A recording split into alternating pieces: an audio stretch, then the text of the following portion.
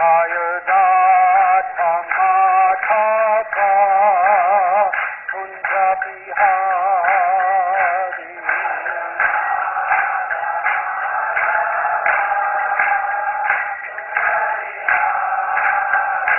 शायदा थमा था का कुंज बिहारी।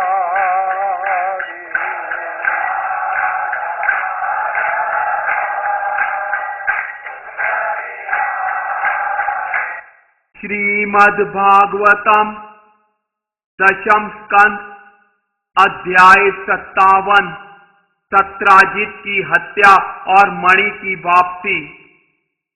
श्री बादरायणी ने कहा, यद्यपि जो कुछ घटित हुआ था भगवान गोविंद उससे पूर्णतया अवगत थे, फिर भी जब उन्होंने यह समाचार सुना कि पांडव तथा महारानी कुंती जलकर मृत्यु को प्राप्त हुए हैं, तो वे कुल रीति पूरा करने के उद्देश्य से बलराम के साथ कुरुओं के राज्य में गए। दोनों ही विभु, भीष्म, कृप, विदुर, गांधारी तथा द्रोण से मिले। उन्हीं के समान दुख प्रकट करते हुए वे विलप उठे, हाय ये कितना कष्टप्रद है। इस अवसर का लाभ उठाकर हे राजन, अक्रूर तथा कृतवर्मा शतधन्वा के पास गए और उससे कहा, क्यों न स्यमंतक मणि को हथिया लिया जाए। सत्राजित ने वादा करके हमारी तिरस्कार पूर्वक अवहेलना करते हुए अपनी रत्न जैसी पुत्री हमें न देकर कृष्ण को दे दी, तो फिर सत्राजित अपने भाई के ही मार्ग का अनुगमन क्यों न करे। इस प्रकार उसका मन उनकी सलाह से प्रभावित हो गया और दुष्ट शतधन्वा ने लोभ में आकर सत्राजित को सोते हुए मार डाला। इस तरह पापी शतधन्वा ने अपनी आयु क्षीर्ण कर ली। जब सत्राजित के महल की स्त्रियां चीख रही थी और असहाय की तरह रो रही थी, तब शतधन्वा ने वह मणि ले लिया और वहां से चलता बना, जैसे कुछ पशुओं का वध करने के बाद कोई कसाई करता है। जब सत्यभामा ने अपने मृत पिता को देखा तो वे शोक में डूब गई। मेरे पिता, हाय मैं मारी गई, विलाप करती हुई वे मूर्छित होकर गिर गई। रानी सत्यभामा अपने पिता के शव को तेल के एक विशाल कुंड में रखकर हस्तिनापुर गई, जहां उन्होंने अपने पिता की हत्या के बारे में बहुत ही शोकातुर होकर कृष्ण को बतलाया, जो पहले से इस स्थिति को जान रहे थे। हे राजन, जब कृष्ण तथा बलराम ने यह समाचार सुना तो वे आह भर उठे, हाय यह तो हमारे लिए सबसे बड़ी दुर्घटना विपत्ति है। इस तरह मानव समाज की रीतियों का अनुकरण करते हुए वे शोक करने लगे और उनकी आंखें आंसुओं से डबडबा आई। भगवान अपनी पत्नी तथा बड़े भाई के साथ अपनी राजधानी लौट आए। द्वारका आकर उन्होंने शतधन्वा को मारने और उससे मणि छीन लेने की तैयारी की। यह जानकर कि भगवान कृष्ण उसे मार डालने की तैयारी कर रहे हैं, शतधन्वा भयभीत हो उठा। वह अपने प्राण बचाने के लिए कृतवर्मा के पास गया और उससे सहायता मांगी, किंतु कृतवर्मा ने इस प्रकार उत्तर दिया। कृतवर्मा ने कहा, मैं भगवान कृष्ण तथा बलराम के विरुद्ध अपराध करने का दुस्साहस नहीं कर सकता, भला उन्हें कष्ट देने वाला अपने सौभाग्य की आशा कैसे कर सकता है। कंस तथा उसके सारे अनुयायियों ने उनसे शत्रुतावश अपनी संपत्ति तथा अपने प्राण गंवाए और उनसे 17 बार युद्ध करने के बाद जरासंध के पास एक भी रथ नहीं बचा।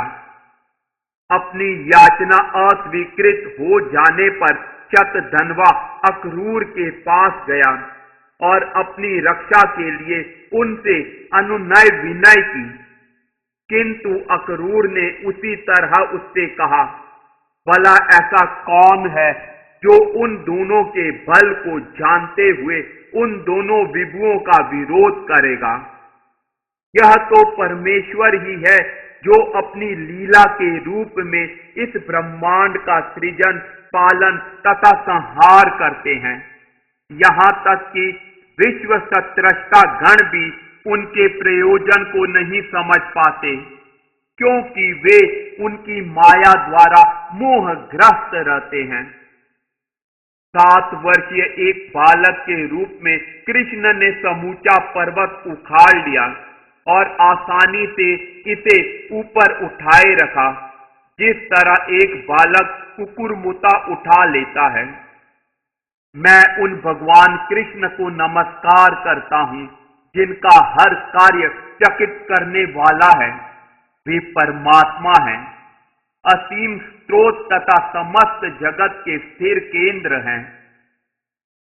जब अक्रूर ने भी उसकी याचना अस्वीकार कर दी तो शतधन्वा ने उस अमूल्य मणि को अक्रूर के संरक्षण में रख दिया और एक घोड़े पर चढ़कर भाग गया, जो 100 योजन 800 मील यात्रा कर सकता था।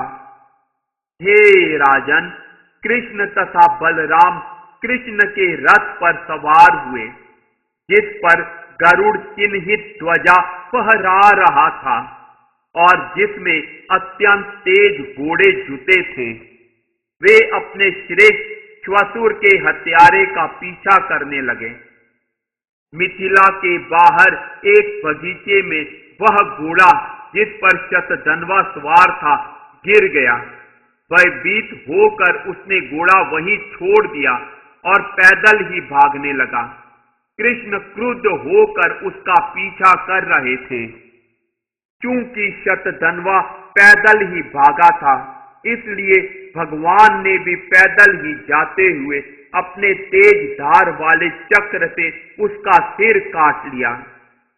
तब भगवान ने स्यमंतक मणि के लिए शतधन्वा के सभी वस्त्रों को छान मारा।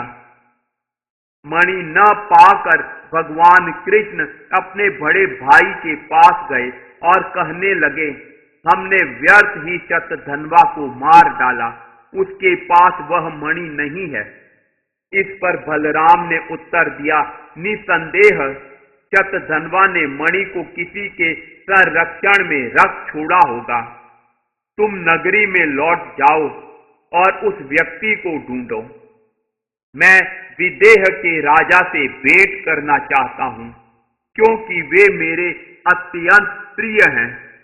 हे राजन, यह कहकर प्रिय यदुवंशी बलराम ने मिथिला नगरी में प्रवेश किया। जब मिथिला के राजा ने बलराम को समीप आते देखा तो वह तुरंत अपने आसन से उठ खड़ा हुआ। राजा ने बड़े प्रेम से विशद पूजा करके परम आराध्य प्रभु का सम्मान शास्त्रीय आदेशों के अनुसार किया। सर्वशक्तिमान भगवान बलराम अपने प्रिय भक्त जनक महाराज से सम्मानित होकर मिथिला में कई वर्षों तक रुके रहे। इसी समय धृतराष्ट्र के पुत्र दुर्योधन ने बलराम से गदा युद्ध करने की कला सीखी। भगवान केशव द्वारका आए और उन्होंने शतधन्वा की मृत्यु तथा स्यमंतक मणि को खोज पाने में अपनी असफलता का विवरण दिया। वे इस तरह बोले जिससे उनकी प्रियतमा सत्यभामा प्रसन्न हो सके। तब भगवान कृष्ण ने अपने मृत संबंधी सत्यराजित के लिए विविध अंतिम संस्कार संपन्न कराए। भगवान परिवार के शुभ चिंतकों के साथ शव यात्रा में सम्मिलित हुए।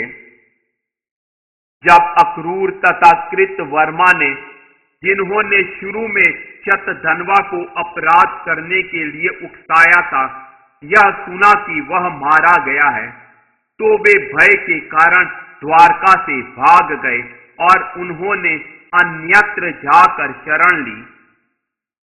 अक्रूर की अनुपस्थिति में द्वारका में तमाम अपशकुन होने लगे और वहां के निवासी शारीरिक तथा मानसिक कष्टों के अतिरिक्त शारीरिक तथा भौतिक उत्पातों से भी त्रस्त रहने लगे। कुछ लोगों ने प्रस्तावित तो किया कि ये विपत्तियां अक्रूर की अनुपस्थिति के कारण हैं, किंतु वे भगवान की उन महिमाओं को भूल गए थे जिनका वर्णन वे प्रायः स्वयं किया करते थे। निसंदेह उस स्थान में विपत्तियां कैसे आ सकती हैं जहां समस्त मुनियों के आश्रय रूप भगवान निवास करते हों। बड़े बूढ़ों ने कहा, पूर्व काल में जब इंद्र ने काशी बनारस पर वर्षा करनी बंद कर दी, तो उस शहर के राजा ने अपनी पुत्री गांधिनी श्वफल्क को दे दी, जो उस समय उससे मिलने आया था। तब तुरंत ही काशी राज्य में वर्षा हुई। जहां भी इंद्र के ही समान शक्तिशाली उसका बेटा अक्रूर ठहरता है, वहीं वह पर्याप्त वर्षा करेगा। निसंदेह वह स्थान समस्त कष्टों तथा असामयिक मृत्युओं से रहित हो जाएगा। वृद्ध जनों से ये वचन सुनकर भगवान जनार्दन ने, यह जानते हुए कि अपशकुनों का एकमात्र कारण अक्रूर की अनुपस्थिति नहीं थी, उन्हें द्वारका वापस बुलवाया और उनसे बोले। भगवान कृष्ण ने अक्रूर का स्वागत सत्कार किया, उनका गोपनीय तौर पर अभिवादन किया और उनसे मधुर शब्द कहे। तब हर बात जानने वाले होने के कारण भगवान, जो कि अक्रूर के हृदय से भली भांति अवगत थे, हंसे और उनको संबोधित किया, हे दानपति, अवश्य ही वह ऐश्वर्यशाली स्यमंतक मणि शतधन्वा तुम्हारे संरक्षण में छोड़ गया था और अब भी तुम्हारे पास है। असल में हम इसे लगातार जानते रहे हैं। क्योंकि सत्राजित के कोई पुत्र नहीं है, अतः उसकी पुत्री के पुत्र उसके उत्तराधिकारी होंगे। उन्हें ही श्राद्ध के निमित्त तर्पण तथा पिंड दान करना चाहिए, अपने नाना का ऋण चुकता करना चाहिए और शेष धन अपने लिए रखना चाहिए। तो भी हे विश्वास पात्र अक्रूर, यह मणि तुम्हारे संरक्षण में रहना चाहिए, क्योंकि अन्य कोई इसे सुरक्षित नहीं रख सकता। बस एक बार यह मणि दिखला दो, क्योंकि मैंने इसके विषय में अपने अग्रज से जो कुछ कहा है, वे उस पर पूरी तरह विश्वास नहीं करते। इस तरह हे परम भाग्यशाली, तुम मेरे संबंधियों को शांत कर सकोगे। हर व्यक्ति जानता है कि मणि तुम्हारे पास है, क्योंकि तुम इस समय लगातार सोने की बनी वेदिकाओं में यज्ञ संपन्न कर रहे हो। इस तरह भगवान कृष्ण के समन्वयात्मक शब्दों से लज्जित होकर श्यफल्क पुत्र उस मणि को वहां से निकाल कर ले आया, जहां उसने अपने वस्त्रों में छिपा रखा था, और उसे भगवान को दे दिया। यह चमकीला मणि सूर्य की तरह चमक रहा था। अपने संबंधियों को यह मंतक मणि दिखला चुकने के बाद सर्वशक्तिमान भगवान ने अपने विरुद्ध लगे झूठे आक्षेपों को दूर करते हुए उसे अक्रूर को लौटा दिया। यह आख्यान, जो भगवान विष्णु के पराक्रम के वर्णनों से युक्त है, पाप पूर्ण फलों को दूर करता है और समस्त मंगल प्रदान करता है। जो कोई भी इसे पढ़ता, सुनता या स्मरण करता है, वह अपनी अपकीर्ति तथा पापों को भगा सकेगा और शांति प्राप्त करेगा। इस प्रकार श्रीमद् भागवत के 10वें स्कंद के अंतर्गत सत्यराजित की हत्या और मणि की वापसी नामक 57वें अध्याय के श्रील भक्ति वेदांत स्वामी प्रभुपाद के विनीत सेवकों द्वारा रचित तात्पर्य पूर्ण हुए।